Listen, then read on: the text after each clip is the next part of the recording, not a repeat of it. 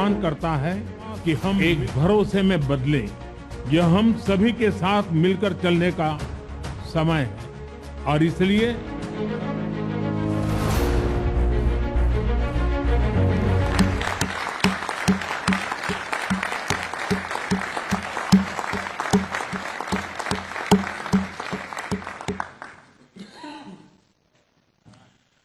इस अवसर पर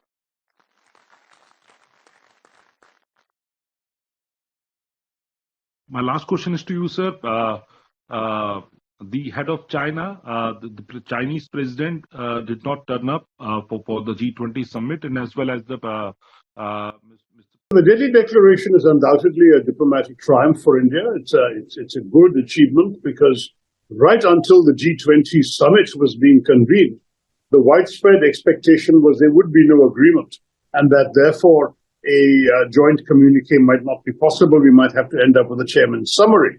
The reason for that in particular, the main reason, was the big gulf between those who wanted a condemnation of the Russian war in Ukraine and those like Russia and China who wanted no mention whatsoever of that subject. India was able to find a formula to bridge that gap, and that is a significant diplomatic achievement, because when there is a summit without a joint communique, it is always seen as a setback for the chairman. Here, the chairman has pulled off a diplomatic triumph. The overall presidency has been different from previous presidencies, and there are both good and bad elements in it. With the G20 summit itself, we saw two very disappointing developments.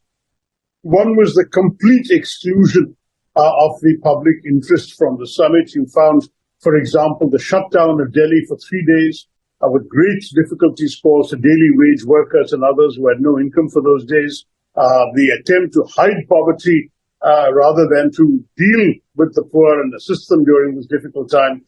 This was really disappointing. The second negative in terms of the summit itself was the complete failure to accommodate the opposition.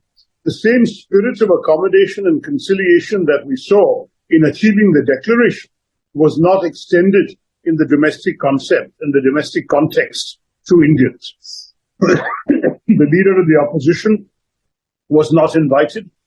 The opposition members of parliament were not invited, not even the members of the relevant parliamentary committees dealing with foreign affairs. Nobody was invited to any of the events, the receptions, or the dinner. And the result is that a democracy, a country that called itself the mother of democracy, was showcasing an event from which the democratic opposition was excluded. I thought that was very unfortunate.